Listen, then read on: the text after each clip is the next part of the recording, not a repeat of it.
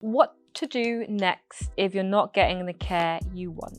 Can you tell us how you improve your communication to your MS healthcare team? So yeah, it was just learning their language, understanding what I wanted and how to talk about it. I'm trying to conversate with them and I'm like, look, I need a physiotherapist because my left side of my body is not working the same way as my right side. And they've been like, oh, okay. And it took a while because of other situations that have happened. But I've gone, like, my goal is to improve my mobility.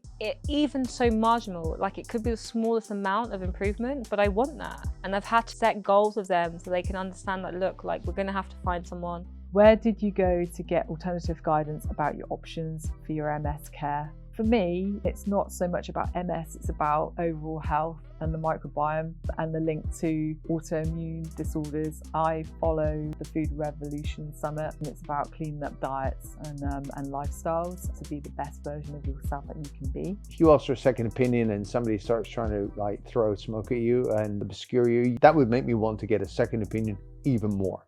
It should be an easy thing to do and it's good practice in my view. Can you give examples of exploring different communication channels with your MS team? My MS nurse told me to get the NHS app and I could go and get my bloods done at my leisure, and then I could log onto my app to read my results so I didn't have to be bothering her directly, and I was comfortable enough to do that and long enough in the tooth to be able to do that. Did you ever find yourself in the position of having to explore alternative options to your MS care?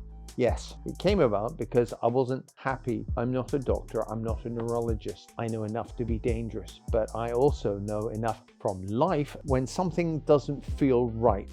And where I was didn't feel right. What advice would you give other MSs about getting what they need out of the healthcare team? I would write it down. I would make sure it's what I feel like I need. I'd write a list of priorities. I would then share that with them. I would share that vocally. I would email them also. Email your MS nurse, email your neurologist, email the MS team. Make sure everyone that's part of your care system knows what you need, because each person may be able to offer you a different avenue or a different part of that health journey. Ultimately, getting care and interacting with the healthcare system is a person thing. If you're not good with people, it's something you might want to address.